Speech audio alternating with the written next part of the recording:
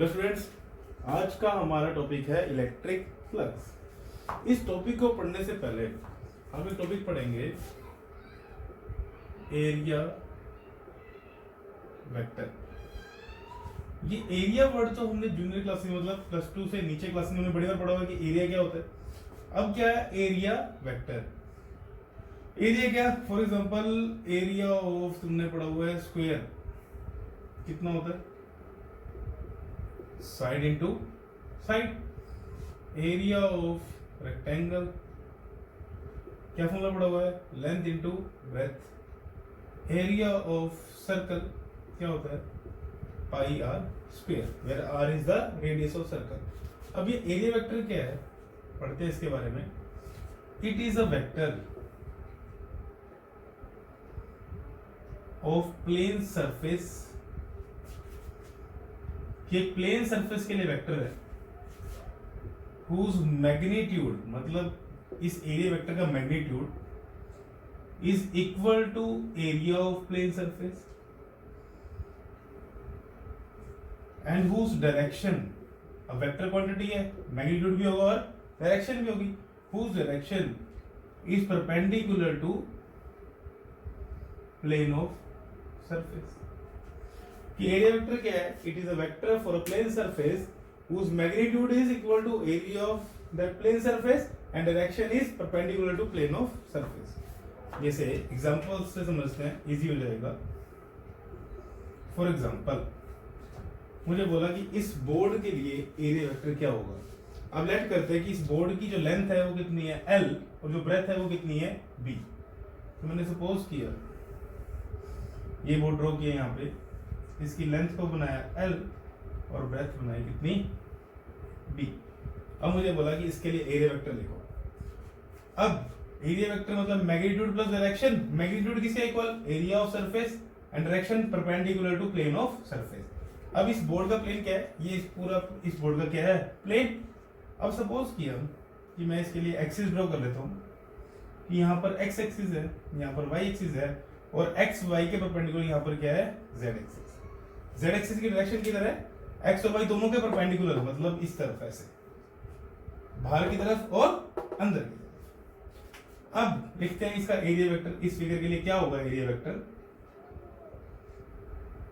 अब कैसे लिखते हैं? मैग्नीट्यूड इनटू में डायरेक्शन। मैग्नीट्यूड किसके इक्वल है? Area of plane surface. अब कैसी शेप है? रेक्टेंगुलर, तो इसका एरिया क्या होता है? L into B. तो ये तो क्या आ गया? मैग्नीट्यूड। अब क्या बताना है? डायरेक्शन। तो डायरेक्शन किसके इक्वल है? डायरेक्शन कहां पे है? Sorry, perpendicular to plane of surface. अब इस बोर्ड का प्लेन है ये वाला प्लेन, तो इसके परपेंडिकुलर वेक्टर क्या है? इसके परपेंडिकुलर क्या आएगा? ये वाली जो ऐसे ड्रॉ करेंगे ये क्या होगी? इसकी परपेंडिकुलर डायरेक्शन है, मतलब इससे बाहर की तरफ या इससे अंदर की तरफ, वो क्या है? इसके परपेंडिकुलर। तो अब ये एक्स एक्सिस, ये वाई एक्सिस, तो इसके परपेंडिकुलर कौन सी थी? Z axis. जेड एक्सिस के अलोंग अगर मुझे डायरेक्शन बनानी हो तो मैं कैसे लिखता हूं? के कैप से। तो क्या आ जाएगा? एल बी इंटू के कैप। अब क्वेश्चन आता है कि डायरेक्शन तो बाहर की तरफ भी बन सकती है, मतलब पॉजिटिव डायरेक्शन में भी बन सकती है, और अंदर की तरफ मतलब नेगेटिव डायरेक्शन में भी बन सकती है। हमने इसके लिए लिखा पॉजिटिव जेड एक्सिस के लिए जब आउटवर्ड हो। अब अगर नेगेटिव हो तो कैसे लिखेंगे? एल बी इंटू माइनस के कैप, नेगेटिव के cap for negative Z axis. अब क्वेश्चन आता है दोनों में से कौन सा एक्सप्रेशन ठीक है? तो आंसर है कि प्लेन सरफेस के लिए ये दोनों ही ठीक है। कि डायरेक्शन इसकी किस तरफ हो सकती है? इस तरफ आउटवर्ड भी हो सकती है और इनवर्ड भी हो सकती है। तो क्या पता लगा? ये एरिया वेक्टर क्या है? It is a vector of plane surface जिसका मैग्नीट्यूड किसके इक्वल है? Area of that plane surface. और डायरेक्शन किसके इक्वल है? डायरेक्शन कहां पे है? Perpendicular to plane of surface. अभी दो एग्जांपल करते हैं, उससे और क्लियर हो जाएगा कि एरिया वेक्टर क्या चीज है। जैसे फॉर एग्जांपल स्क्वायर शेप की बात करते हैं। अब इसको मैं ले लेता हूं सपोज जेड एक्सिस, इसको मैं ले लेता हूं वाई एक्सिस, और इन दोनों के परपेंडिकुलर ले लिया मैंने एक्स एक्सिस। मतलब एक्स एक्सिस कैसे है? इसके यहाँ पे परपेंडिकुलर आउटवर्ड्स या इनवर्ड्स। अब जो मैं स्क्वायर बना रहा हूं वो बना रहा हूं वाई जेड प्लेन में। ये इस प्लेन में बना है वाई जेड में, और उसकी साइड में लिख ली सपोज साइड कितनी है स्क्वायर की? ए। तो अगर इसका एरिया वेक्टर लिखना हो तो कैसे लिखेंगे? अब एरिया वेक्टर में मैग्नीट्यूड क्या होता है, सरफेस का एरिया, तो स्क्वायर है शेप, तो एरिया क्या होगा, ए स्क्वायर। अब डायरेक्शन, डायरेक्शन क्या होगी, इस प्लेन के परपेंडिकुलर, प्लेन किस जो प्लेन है वो किस एक्सिस में लाई कर रहा है, वाई से प्लेन में लाई कर रहा है वो, तो इसकी डायरेक्शन क्या होगी, परपेंडिकुलर मतलब कौन सी एक्सिस में, एक्स एक्सिस में। एक्स एक्सिस के अलोंग कौन से वेक्टर से रिप्रेजेंट करते हैं डायरेक्शन को, आई कैप से, तो ए स्क्वायर प्लस आई कैप और ए स्क्वायर माइनस आई कैप। कौन सा एक्सप्रेशन ठीक है, दोनों ही ठीक है, तो ये आ गया। अब इसके बाद अगला एग्जांपल करते हैं।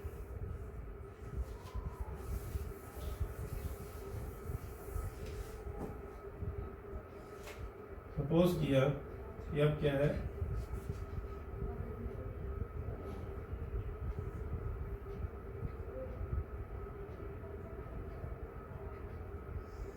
अब मैंने एक एग्जांपल शेप लेते हैं, कौन सी, सपोज सर्कुलर शेप। कौन सी शेप है, सर्कुलर। और सपोज किया इसकी रेडियस कैसी है, इसकी रेडियस कितनी है, आर, और ये कौन से प्लेन में है, जो हमारा सर्कल है that is in X Z plane.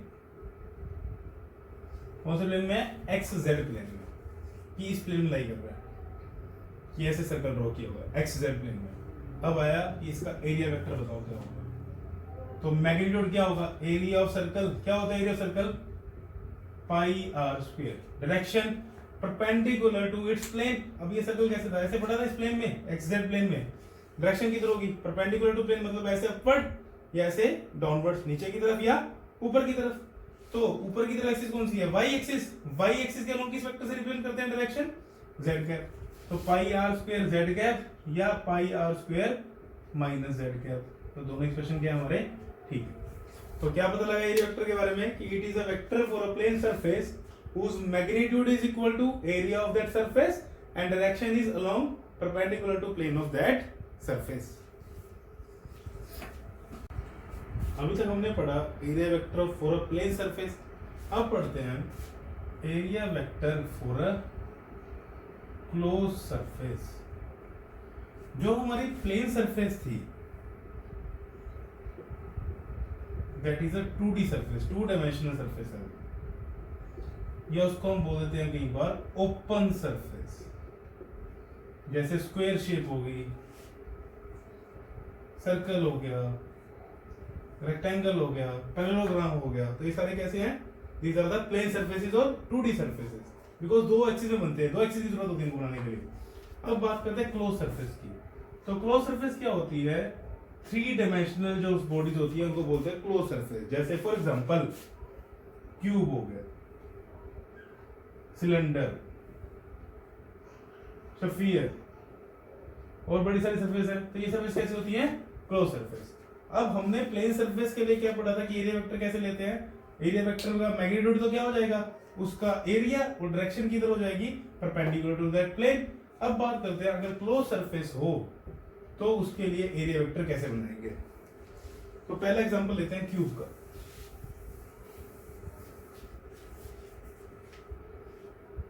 For example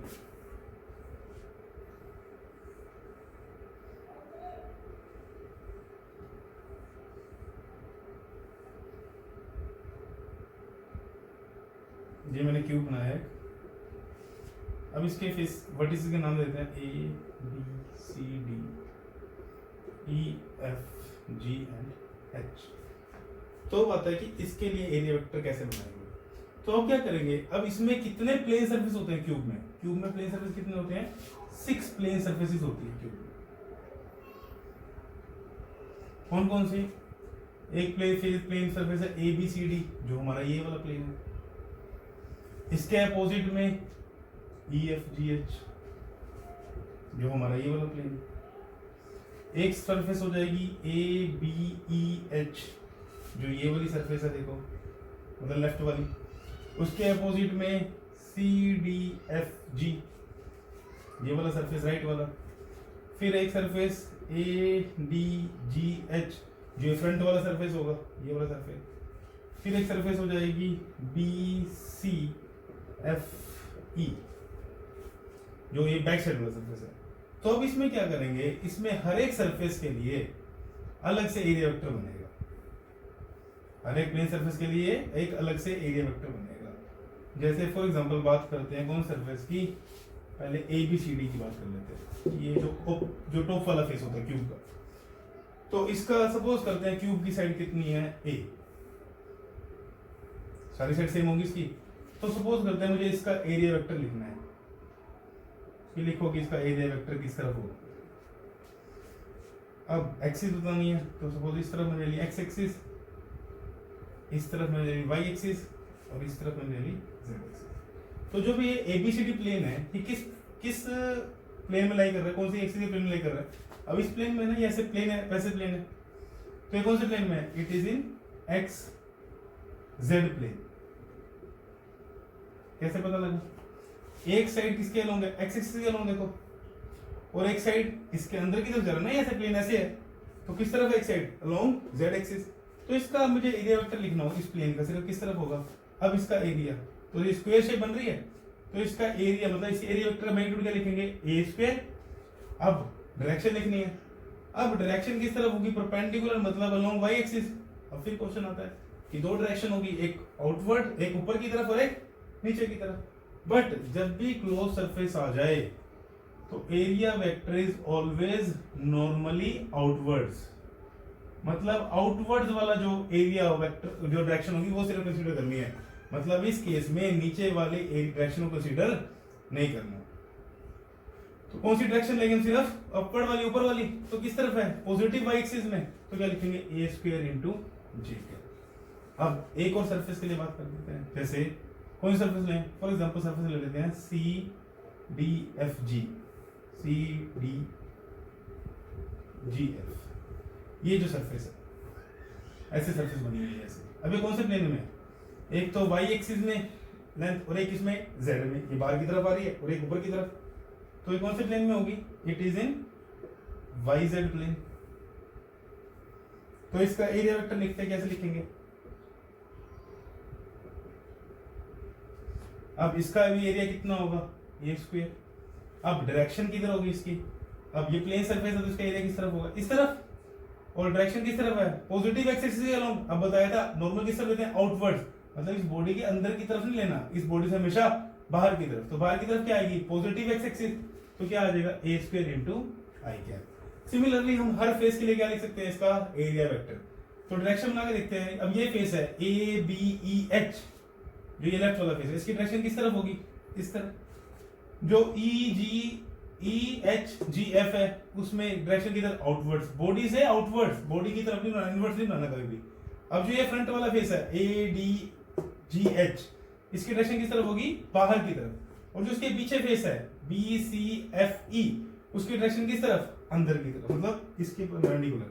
जैसे फॉर एग्जांपल ये रूम तुम्हारा क्यू बी की तरह ही है, जो रूम है, अगर ये दीवार देखनी हो तो इसकी डायरेक्शन किस तरफ होगी, ये वेक्टर किससे, बाहर की तरफ, मतलब उस एक्सिस में, मतलब बाहर की तरफ। अगर छत देखे तो किधर, ऊपर की तरफ, मतलब बाहर की तरफ ड्रॉ करना है। फ्लोर देखे तो किस तरफ, नीचे की तरफ। लेफ्ट वाली राइट वाली वॉल देखे मैंने, ये वाली वॉल, तो किस तरफ, उधर की तरफ। पीछे वाली वॉल देखे तो किस तरफ, उससे बाहर की तरफ, मतलब कोई भी बॉडी के अंदर की तरफ वेक्टर ड्रॉ नहीं करना। तो क्लियर हुआ कि अगर क्लोज सरफेस हो तो एरिया वेक्टर कैसे ड्रॉ करना है। अब अगर नेक्स्ट क्लोज सरफेस की बात करें, 3D सरफेस की मतलब, तो फॉर एग्जांपल स्फेरिकल बॉडी ले। अब क्यूब में तो बड़ा इजीली बता देता कि इसमें 6 प्लेन सरफेस है, तो 6 एरिया वेक्टर बन जाएंगे, हर एक प्लेन सरफेस का एक एरिया वेक्टर बन जाएगा। अब स्फीयर में तो कोई प्लेन चीज होती नहीं, तो क्वेश्चन आता है कि इसके लिए एरिया वेक्टर कैसे ड्रॉ करेंगे, कि क्या कैसे लें इसका एरिया वेक्टर। तो जब भी बॉडी कर्व्ड सरफेस आ जाए, जब भी सरफेस आ जाए कर्व, तो क्या करेंगे, उसमें क्या करेंगे, बिल्कुल छोटी सी सरफेस ले लेंगे, बहुत छोटी। सपोज किया इसके ऊपर मैंने स्फीयर के ऊपर एक सरफेस ले ली, बिल्कुल स्मॉल सरफेस ली, और उस स्मॉल सरफेस का एरिया कितना लिया मैंने, ds। ये बहुत छोटा एरिया लिया हमने ds, कि उस जो छोटी सी सरफेस है उसका एरिया कितना है, ds। तो अब इसको हम क्या कंसीडर करेंगे, इसको हम कंसीडर करेंगे कैसी है, it is a plane surface. और ऐसे ऐसे इस बॉडी पे कितने एलिमेंट्स बनेंगे, इनफाइनाइट नंबर ऑफ एलिमेंट बनेंगे। तो अब बात करते हैं इस ds के लिए एरिया वेक्टर। तो क्या पढ़ा था कि डायरेक्शन की होती है नॉर्मली आउटवर्ड्स 3D के लिए, तो इसकी डायरेक्शन बनेगी इस सरफेस से नॉर्मली आउटवर्ड्स। तो मतलब ये डायरेक्शन होगी एरिया वेक्टर की, तो मैं लिखूंगा कैसे ds वेक्टर कि ये इस सरफेस का ये एरिया वेक्टर है। तो कैसे लिखेंगे इसको, ds vector is equal to ds into में n कैप। ds क्या हो गया, इसका मैग्नीट्यूड, जो छोटी सी सरफेस लिया उसका एरिया है ये, तो ये क्या आ गया ds वेक्टर का मैग्नीट्यूड, और n कैप क्या है, ये डायरेक्शन है n कैप इसके अलोंग। अगर मैं एलिमेंट यहां पे लेता ये ds, तो कैसे बनता है ये इधर आता ds वेक्टर। अगर नीचे लेता तो इधर आता ds वेक्टर। मतलब कोई कर्व बॉडी हो तो कितने वेक्टर बना सकता हूं मैं, infinite number of area vector बना सकता हूं। अब इस कैसे सोल्व करेंगे इस क्वेश्चन, ऐसे क्वेश्चंस को हम ये आगे डिस्कस करेंगे। अब जैसे सिलेंडर का केस है,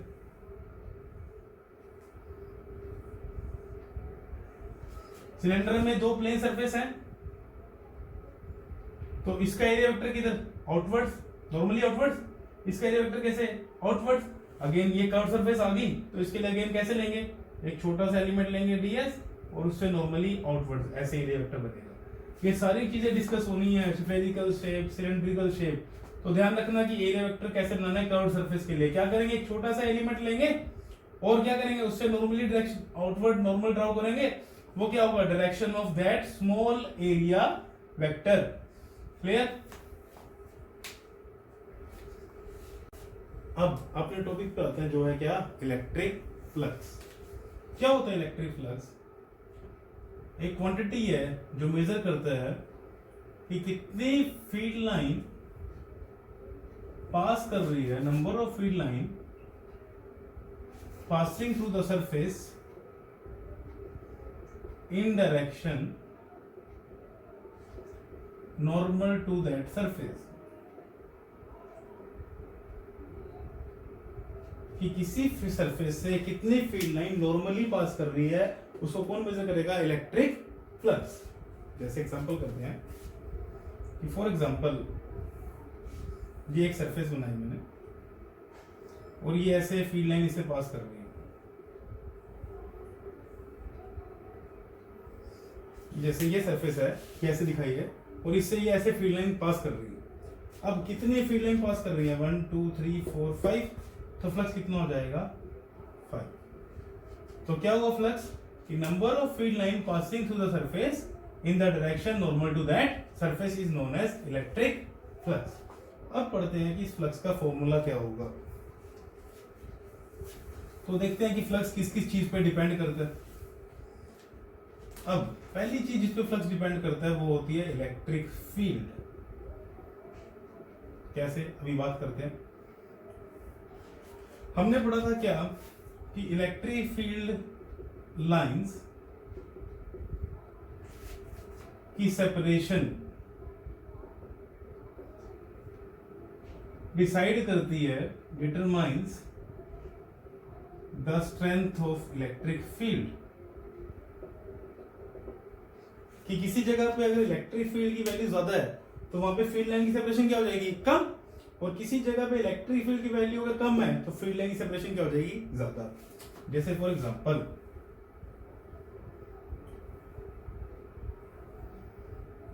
एक ये फील्ड लाइन है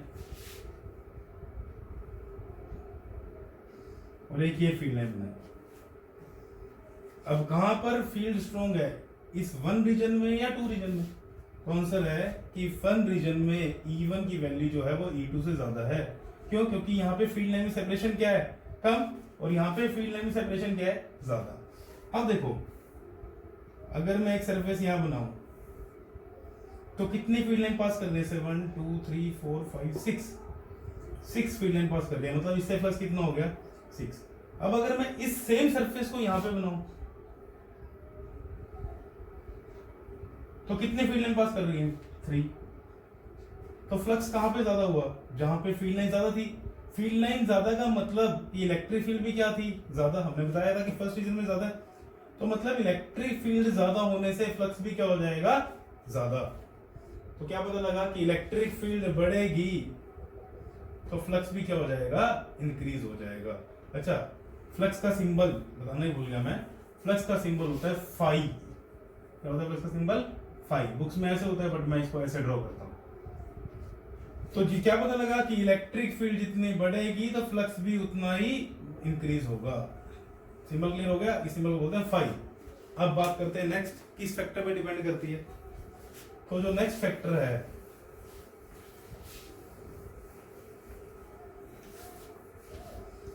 वो है एरिया, एरिया ऑफ सरफेस।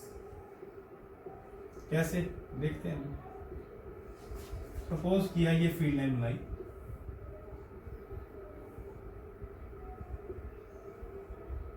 एक एरिया मैंने ये लिया, एक एरिया मैंने बड़े वाले एरिया लिया। अब इस छोटे वाले से कितनी फील्ड लाइन पास कर रही है, मतलब कितना फ्लक्स है इस छोटे वाले एरिया से, 1 2 3 एंड 4। तो फ्लक्स की वैल्यू कितनी हो जाएगी 4। अगर बड़े वाले एरिया की बात करें तो फ्लक्स कितनी है 1 2 3 4 5 6। तो फ्लक्स कितना हो गया 6। इसका मतलब अगर एरिया बढ़ जाएगा तो उससे जो फील्ड लाइन पास हो रही होगी वो भी क्या हो जाएगी ज्यादा, तो फ्लक्स भी क्या हो जाएगा ज्यादा। तो मतलब एरिया बढ़ेगा तो फ्लक्स भी बढ़ेगा। तीसरा फैक्टर जो है वो क्या है, तीसरा फैक्टर है जो है angle between electric field and area vector. कैसे अभी समझाता हूं कि फॉर एग्जांपल कि एक एरिया बना है और फील्ड लाइन ऐसे पास कर रही है, तो फ्लक्स की वैल्यू कितनी होगी 4। कि ये ऐसे एरिया पकड़ा है, यहां से 4 फील्ड लाइन पास होगी तो फ्लक्स की वैल्यू कितनी होगी 4। अब अगर एरिया ऐसे हो और फील्ड भी ऐसे हो, इसका मतलब कि अगर एरिया ऐसे ड्रॉ किया है और फील्ड लाइन भी ऐसे पास करनी है इसके पैरेलल, तो फ्लक्स की वैल्यू कितनी हो जाएगी 0। क्योंकि इस एरिया से कोई भी फील्ड लाइन पास नहीं कर रही। ऐसे था तो फील्ड लाइन पास कर रही थी, बट ऐसे हो गया तो फील्ड लाइन कोई भी पास नहीं कर रही। देखो कोई फील्ड लाइन पास कर रही है क्या, नहीं। तो फ्लक्स की वैल्यू कितनी होगी 0।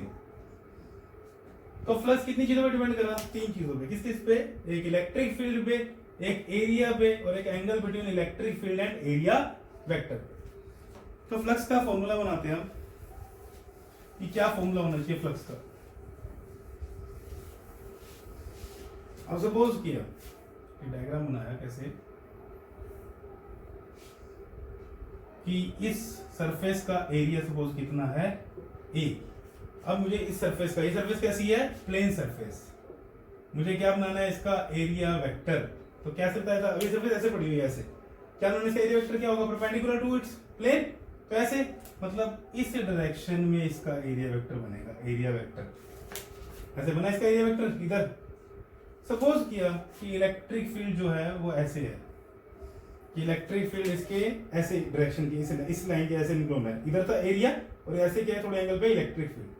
और सपोज किया थीटा है, एंगल किसमें, theta is the angle between electric field and area vector. ये ध्यान रखना एरिया वेक्टर के बीच में। तो इलेक्ट्रिक फील्ड के 2 कंपोनेंट बनेंगे, इस तरह कौन सा कंपोनेंट आएगा ई cos थीटा और इस तरह कौन सा कंपोनेंट आएगा ई sin थीटा। तो कौन सा कंपोनेंट इस एरिया से पास कर रहा है, देखो ये ऐसे था तो इधर आया परपेंडिकुलर, ये ऐसे इलेक्ट्रिक फील्ड थी, इधर आया ई cos थीटा, तो ये कंपोनेंट तो पास कर रहा है एरिया से। इसके परपेंडिकुलर क्या आया ई sin थीटा, जो ऐसे डायरेक्शन में है, तो ये कंपोनेंट तो पास कर ही नहीं रहा फेस से। तो सिर्फ कौन सा कंपोनेंट लेंगे हम ई cos थीटा।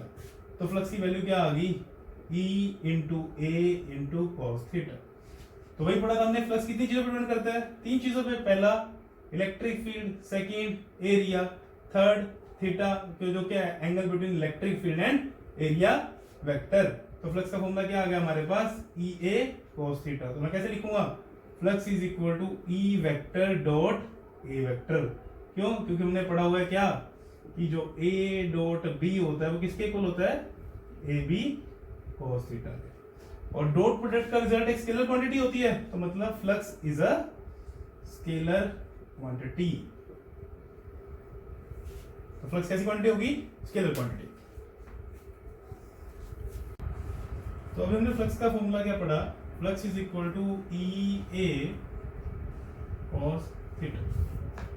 अब एक क्वेश्चन जो माइंड में आता है वो क्या है,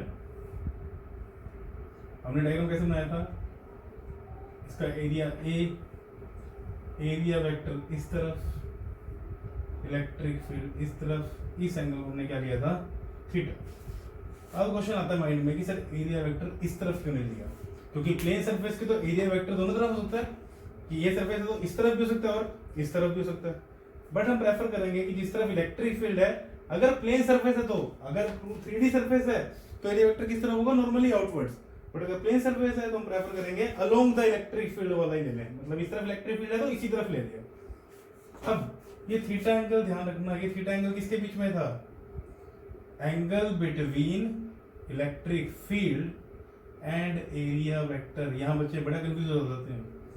अब एरिया वेक्टर की डायरेक्शन क्या थी, perpendicular to plane of surface. जैसे हम बात करते हैं, इफ प्लेन इज, जो सरफेस है उसका plane parallel to electric field, कि अगर जो प्लेन है सरफेस का वो इलेक्ट्रिक फील्ड के पैरेलल हो जाए, तो मुझे बताओ थीटा कितना होना चाहिए। आधे बच्चे देखते ही बोल देंगे कि सर थीटा पैरेलल है तो थीटा कितना होना चाहिए, 0 या 180। बट मैं बोलूं थीटा 90 डिग्री है तो ले जाए गलत है। बनाते हैं कैसे, फॉर एग्जाम्पल ये प्लेन बनाया मैंने कोई, और इसी के पैरेलल इलेक्ट्रिक फील्ड बनाए, कि ये प्लेन है ऐसे और इसी के पैरेलल इलेक्ट्रिक फील्ड है, ये बोर्ड है, इलेक्ट्रिक फील्ड भी कैसे है, इसी के लॉन्ग ऐसे इसी तरफ। तो जो प्लेन है और इलेक्ट्रिक फील्ड पैरेलल हो गए ना एक दूसरे के। अब ध्यान रखना थीटा एंगल किसके बीच में है, इलेक्ट्रिक फील्ड और एरिया वेक्टर के बीच में। अब अगर ये प्लेन है तो उसका एरिया वेक्टर किधर होगा, इधर। इलेक्ट्रिक फील्ड किधर थी, इधर, तो थीटा देखो कितना हो गया, 90 हो गया ना दोनों के बीच में। तो ध्यान रखना कि थीटा एंगल किसके बीच में है, between electric field and area vector. जब इसके न्यूमेरिकल आते हैं बच्चे बड़ी गलती करते हैं कि थीटा एंगल है perpendicular to plane of surface और किसके बीच में, इलेक्ट्रिक फील्ड के बीच में। तो अब इससे फ्लक्स कितना होगा, flux will be E into A into cos theta की वैल्यू कितनी होगी, 90। तो cos 90 कितना, 0। तो फ्लक्स कितना हो गया, 0। ये चीज हम डिस्कस कर चुके हैं कि अगर सरफेस ऐसे है और फील्ड भी ऐसे है तो इससे कोई भी फील्ड लाइन पास नहीं करेगी तो फ्लक्स कितना होगा, 0। तो क्या पता लगा कि या तो प्लेन पैरेलल हो या normal to the plane is perpendicular to electric field, बात एक ही है। दोबारा सुन लो कि जैसे ये प्लेन है, इलेक्ट्रिक फील्ड ऐसे है, तो प्लेन और इलेक्ट्रिक फील्ड क्या है, parallel. But normal to the plane किस तरफ आएगा, आउटवर्ड्स, और इलेक्ट्रिक फील्ड में एंगल कितना होगा, 90। तो मैं बोलूं कि नॉर्मल टू द प्लेन या area vector perpendicular to electric field या plane is parallel to electric field, बात एक ही है। इस केस में थीटा कितना हो जाएगा, 90। अब बात करते हैं नेक्स्ट केस की।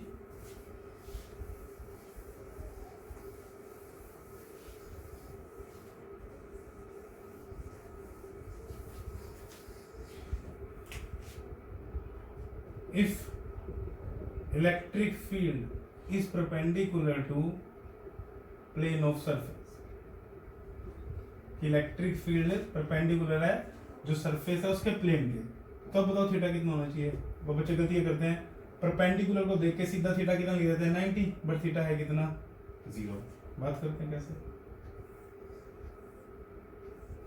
ये मैंने क्या किया, प्लेन सरफेस बनाई और ये ऐसे इलेक्ट्रिक फील्ड बनाई E, कि ये सरफेस है, प्लेन है इसका, ये इलेक्ट्रिक फील्ड ऐसे, तो थीटा कितना हो गया, 90।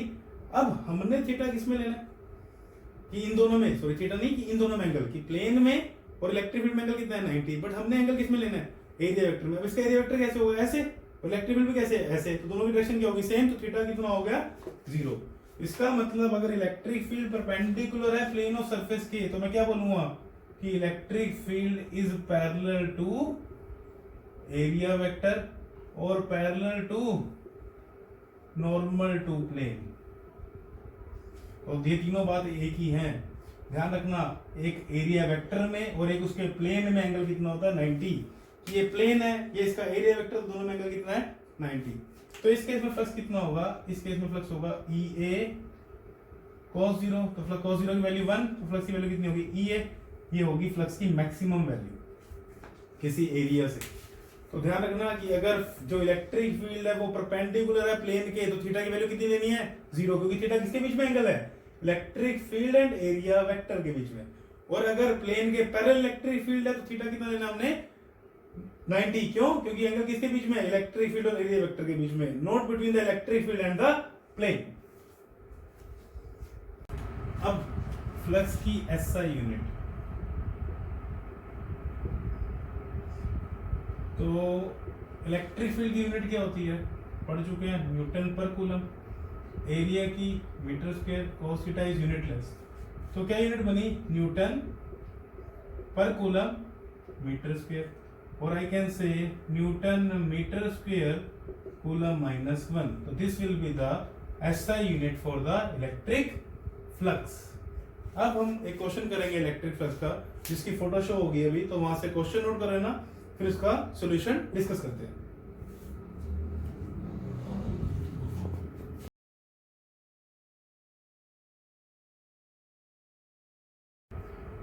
तो पहला क्वेश्चन है उस असाइनमेंट में जो फोटो है कि इलेक्ट्रिक फील्ड की वैल्यू दी है 3 × 10⁻³ आई कैप न्यूटन पर कूलम, एरिया दिया हुआ है 10 सेंटीमीटर स्क्वायर, फ्लक्स निकालना है when plane is parallel to YZ plane. तो डायग्राम बनाते हैं। अच्छा, इलेक्ट्रिक फील्ड के लिए आई कैप लिखा हुआ है, मतलब electric field is along x axis, तो तीनों एक्सिस बना देते हैं, एक्स वाई और इस तरफ जेड।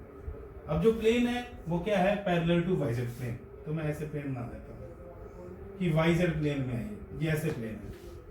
क्या निकालना है हमने? फ्लक्स। क्या पढ़ा था फ्लक्स का फॉर्मूला हमने? ई ए cos थीटा। बार बार बोल रहा हूं कि थीटा किसके बीच में एंगल है? Angle between electric field and area vector. अब इलेक्ट्रिक फील्ड किस तरफ है? इस तरफ electric field along x axis दिया हुआ है। अब इसका एरिया वेक्टर किधर होगा? अगर ये प्लेन ऐसे है तो एरिया वेक्टर क्या? तो इधर हो सकता है या इधर। मैंने क्या बोला? किस तरफ लेंगे? अलोंग द इलेक्ट्रिक फील्ड लेंगे अगर प्लेन सरफेस है तो हम एरिया वेक्टर लेते हैं इधर। तो थीटा कितना हो गया? 0। क्लियर हुआ? 0 कैसे हो गया? ध्यान से सुनो कि एरिया वेक्टर और इलेक्ट्रिक फील्ड में एंगल लेना है। तो अगर वाईजेड प्लेन में है तो एरिया वेक्टर कौन सी एक्सिस में आएगा? उसके परपेंडिकुलर, मतलब एक्स एक्सिस में आएगा। तो एरिया वेक्टर भी एक्स एक्सिस में, इलेक्ट्रिक फील्ड भी एक्स एक्सिस में, तो थीटा कितना हो गया? 0। अब तो फ्लक्स का फॉर्मूला क्या आ जाएगा? E × A cos 0 कितना देगा? 1। इलेक्ट्रिक फील्ड की वैल्यू 3 × 10⁻³ एरिया की वैल्यू 10 सेंटीमीटर स्क्वायर। अब इलेक्ट्रिक फील्ड एसआई यूनिट में है तो इसको भी एसआई यूनिट में कन्वर्ट कर लेना। तो कैसे करेंगे? It will be 10 × 10⁻⁻4। 10 centimetre square is equal to 10 × 10⁻⁻4 metre square. तो इसको सॉल्व करोगे तो तुम्हारा आंसर आ जाएगा फ्लक्स का पहला पार्ट। अब बात करते हैं इसी के सेकंड पार्ट की।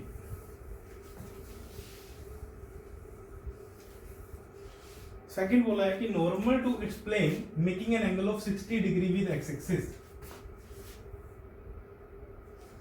अब डायग्राम को बनाना इजी हो जाएगा अगर मैं ऐसे एक्स एक्सिस दिखा दूं कि ये प्लेन का नॉर्मल है, मतलब उसके एरिया वेक्टर की डायरेक्शन है, क्योंकि प्लेन के नॉर्मल क्या होता है? Area vector. और मैं ऐसे दिखा दूं एक्स एक्सिस, और ये एंगल कितना दिया हुआ है? 60 डिग्री। इलेक्ट्रिक फील्ड भी किस तरफ है? इसी एक्सिस के लोग। अगर हम ऐसे एक्स वाई जेड बनाए तो डायग्राम टफ हो जाएगा, बट ऐसे समझना इजी है। तो अब एंगल किसके बीच में लेते हैं? फ्लक्स का formula E A cos theta. Theta angle किसके बीच में लेते हैं? इलेक्ट्रिक फील्ड और एरिया वेक्टर के बीच में। इलेक्ट्रिक फील्ड और एरिया वेक्टर के बीच में एंगल कितना है? 60। तो थीटा कितना हो जाएगा? 60। वैल्यू पुट करो और आंसर निकाल लो। अब इसी क्वेश्चन का थर्ड पार्ट था कि सेम इलेक्ट्रिक फील्ड है, फ्लक्स निकालो एक क्यूब से, इसकी साइड है 20 सेंटीमीटर और उसके फेसेस हैं पैरेलल टू कोऑर्डिनेट प्लेन्स। इसका मतलब क्या है? डायग्राम बना के समझाता हूं।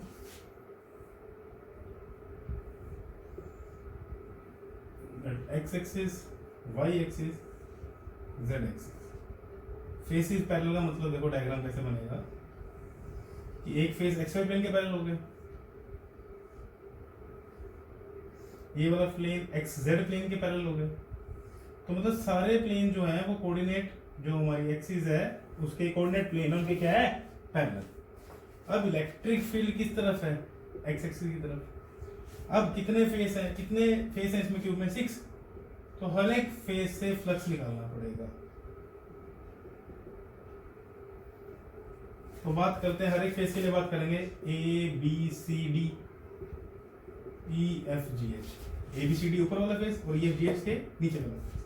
तो फर्स्ट सेकंड थर्ड फेज कौन सा लेते हैं हम? सपोज ये ले लेते हैं A B E H, left वाला A B E H. Fourth इसके opposite C D C F G. Fifth ऊपर वाला, ओ सॉरी फ्रंट वाला A D G H, A D G H. Sixth back वाला बी सी एफ ई। देखो सारे face clear हो गए, ये 6 फेस बनेंगे क्यूब के। अब सबसे पहले बात करते हैं A B C D, A B C D. अब 3D सरफेस है, 3D सरफेस के लिए क्या था? एरिया वेक्टर किस तरह बनता है? Normally outwards. तो इसका एरिया वेक्टर किधर होगा? ऊपर। एरिया वेक्टर ऊपर, इलेक्ट्रिक फील्ड इधर, एंगल कितना हो गया? 90। तो फ्लक्स का फॉर्मूला क्या होता है? ई ए cos थीटा। जहां भी थीटा 90 हो गया वहां फ्लक्स मतलब फाई कितना हो जाएगा? 0।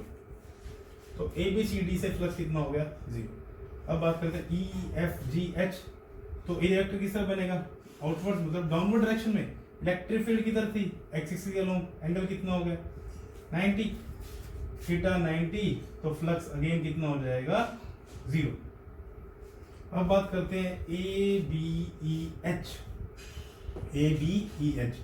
इसका एरिया वेक्टर इधर, इलेक्ट्रिक फील्ड किधर? इधर। तो थीटा कितना हुआ? 180। अब इसका area vector along the electric field मत ले लेना। क्यों? क्योंकि ये कैसी सरफेस है? Close surface. और क्लोज सरफेस के लिए एरिया वेक्टर हमेशा किधर लेते हैं हम? Normally outward. अगर प्लेन सरफेस हो तो कोई दिक्कत नहीं, बट ये क्लोज सरफेस है। तो थीटा इलेक्ट्रिक फील्ड इधर है, एरिया वेक्टर इधर है, तो दोनों की डायरेक्शन कितनी होगी? अपोजिट डायरेक्शन होगी। एक इस तरफ और एक इस तरफ। थीटा कितना हो गया? 180। तो पुट करो फ्लक्स की वैल्यू E इंटू ए इंटू कॉस 180। तो क्या आ जाएगा फ्लक्स? फ्लक्स आ जाएगा माइनस ई इंटू ए। ए क्या है? अब क्यूब है तो सारे फेसेस का एरिया सेम होगा, तो हर एक फेस का एरिया कितना है? ए। क्लियर? तो वो लिखने की जरूरत नहीं। अब बात करते हैं flux through D C F G, D C F G. अब एरिया वेक्टर किधर? आउटवर्ड्स मतलब इस तरफ है। इलेक्ट्रिक फील्ड भी किधर? इधर।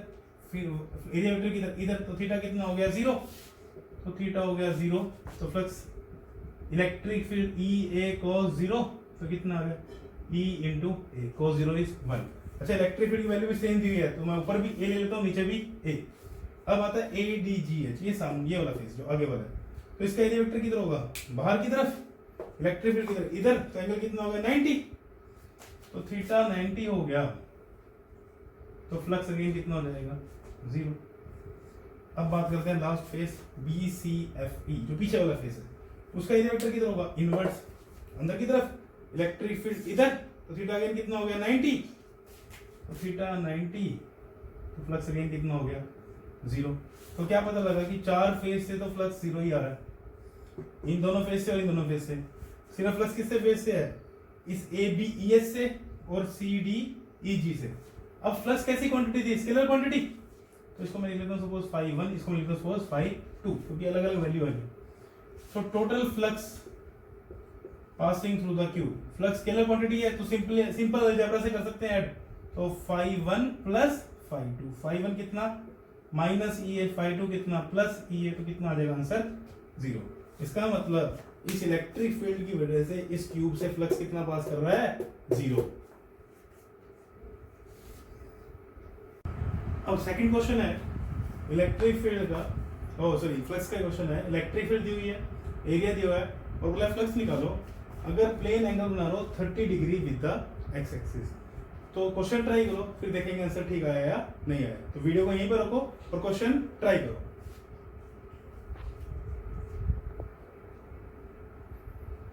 कर लिया? अब देखते हैं तुम्हारा आंसर ठीक था या नहीं। फ्लक्स का फॉर्मूला क्या लिखा होगा तुमने? ई ए cos थीटा। अब सभी बच्चे गलतियां करते हैं कि यहाँ थीटा को क्या ले लेते हैं? 30 डिग्री, बट वो गलत हो जाएगा। क्यों गलत हो जाएगा? करते हैं डिस्कशन।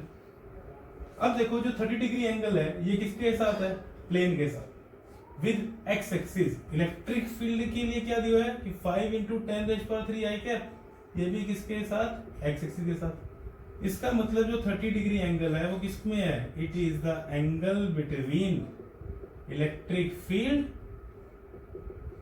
And plane. बट जो यहां पे थीटा होता है किसके बीच में एंगल होता है, angle between electric field and area vector. Area vector मतलब परपेंडिकुलर टू प्लेन, तो हमने प्लेन के साथ एंगल नहीं लेना। डायग्राम बनाते हैं, कैसा डायग्राम होगा कि सपोज कि ये प्लेन है और ये इलेक्ट्रिक फील्ड है, तो ये जो प्लेन है, ये ऐसे प्लेन है, ये इलेक्ट्रिक फील्ड, तो इलेक्ट्रिक फील्ड का प्लेन के साथ एंगल मतलब ये वाला एंगल ये दिया 30, मतलब ये वाला एंगल 30 दिया है।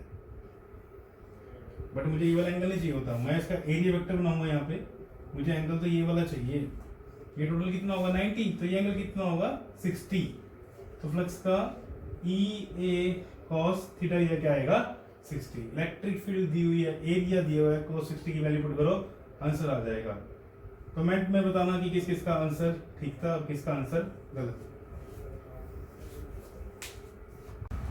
अभी तक हमने बात की flux through a plane surface की। क्यूब भी लिया था, उसमें भी 6 जो सरफेस बनी थी वो सारी प्लेन थी, और उस केस में हमने फॉर्मूला क्या यूज किया कि flux is equal to EA cos theta.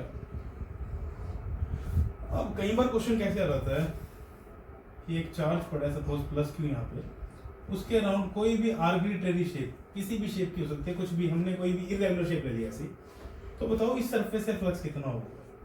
आप पॉजिटिव चार्ज है तो इलेक्ट्रिक फील्ड लाइंस तो होंगी पॉजिटिव चार्ज से, हमने डायग्राम बनाया था, रेडियली आउटवर्ड्स होती हैं। अगर इलेक्ट्रिक फील्ड लाइन पास करने की सरफेस से तो मतलब फ्लक्स भी होगा। तो क्वेश्चन आ जाए इससे फ्लक्स के लेके मैं फॉर्मूला अप्लाई कर सकता हूँ EA cos थीटा। थीटा किसके बीच में एंगल था, इलेक्ट्रिक फील्ड में और एरिया वेक्टर में। अब बात करते हैं, सपोज अब हमने अभी पढ़ा था इसी लेक्चर में कि अगर कोई इरेगुलर शेप है या कर्व्ड सरफेस है तो उसमें एरिया वेक्टर कैसे लेते हैं, छोटे छोटे पार्ट्स में डिवाइड कर देते हैं एरिया एलिमेंट्स को। तो मैं अलग अलग पार्ट्स में डिवाइड करके देखता हूँ। सपोज मैंने यहाँ पे एक एलिमेंट ले लिया, ठीक है, इस एलिमेंट का एरिया कितना है ds, तो मुझे इस एलिमेंट के लिए एरिया वेक्टर बनाना, तो मैं कैसे बनाऊंगा आउटवर्ड्स। तो ये इस एलिमेंट का एरिया वेक्टर आ गया, और इधर क्या आ रही थी इलेक्ट्रिक फील्ड चार्ज की वजह से, तो ये एंगल कितना हो गया थीटा, कि इस ds एलिमेंट पे और यहाँ पे एंगल कितना है थीटा। अगर मैं ये एलिमेंट यहाँ पर लेता, ये ds एलिमेंट, तो इलेक्ट्रिक फील्ड इधर है और ds भी किधर आएगा, इसी डायरेक्शन में आएगा, तो यहाँ पे थीटा की वैल्यू कितनी होगी 0। अगर मैं यहाँ पर लेता तो ये बनता है इसके नॉर्मली आउटवर्ड्स, ये ds वेक्टर बनता, ये इलेक्ट्रिक फील्ड, ये एंगल थीटा। तो पता क्या लगा, अब ऐसे ऐसे इनफाइनाइट नंबर ऑफ एलिमेंट बनेंगे और थीटा की वैल्यू भी क्या होगी डिफरेंट। तो मैं क्या वैल्यू लूँ थीटा की, तो मतलब ये फॉर्मूला मैं फ्लक्स के लिए अप्लाई नहीं कर सकता। तो क्वेश्चन आता है कि ऐसे क्वेश्चन को सोल्व कैसे करेंगे हम। तो ऐसे क्वेश्चन को सोल्व करने का तरीका है कि हम एक छोटे से एलिमेंट पे ही कंसीडरेशन करते हैं। फॉर एग्जांपल इस एलिमेंट को देखते हैं, तो फ्लक्स थ्रू इस एलिमेंट निकालना, मतलब इस एलिमेंट से देखते हैं फ्लक्स कितना पास कर रहा है। तो flux through small area element कितना फ्लक्स पास कर रहा है इससे, E इसका एरिया कितना ds, एंगल कितना cos थीटा, और I can write E vector dot ds vector. पढ़ चुके इसके बारे में भी। अच्छा, अभी तक हमने एरिया को A लिखा था, हम उसको DA भी लिख सकते हैं, बट बुक्स में ds है तो मैं इसको क्या लिखता हूँ EDS। ds भी वही है कि सरफेस एरिया बता रहा है वो भी। अब पूरी बॉडी से क्या निकालना है हमने फ्लक्स। अब छोटे छोटे जो एलिमेंट है वो कितने बनेंगे इनफाइनाइट, मतलब ऐसे ऐसे कितने कंपोनेंट्स बनेंगे, इनफाइनाइट नंबर ऑफ कंपोनेंट्स बनेंगे। तो उन इनफाइनाइट नंबर ऑफ कंपोनेंट्स को क्या करना है हमने ऐड करना है। तो इनफाइनाइट नंबर को जब ऐड करना हो तो हम क्या करते हैं इंटीग्रेशन।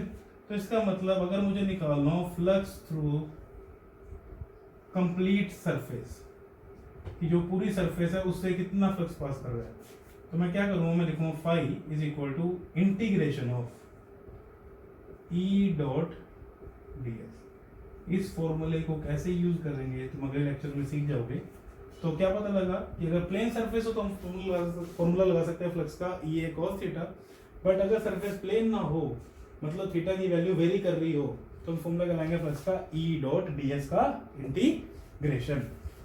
और यहां से फ्लक्स की एक और डेफिनेशन बनती है, हम क्या कर रहे हैं इलेक्ट्रिक फील्ड का इंटीग्रेशन कर रहे हैं विद रिस्पेक्ट टू किसके, सरफेस के, तो फ्लक्स को हम बोल देते हैं क्या, surface integral of electric field is also known as electric flux. तो क्या पता लगा कि अगर प्लेन सरफेस हो मतलब थीटा की वैल्यू कांस्टेंट हो, इलेक्ट्रिक फील्ड भी कांस्टेंट हो और एरिया भी कांस्टेंट हो, तो फ्लक्स का फॉर्मूला क्या लगाएंगे हम, ई ए कोस थीटा। बट अगर वेरी कर रही हो थीटा की वैल्यू तो हम फॉर्मूला क्या लगाएंगे, फ्लक्स का ई डॉट डी एस का इंटीग्रेशन।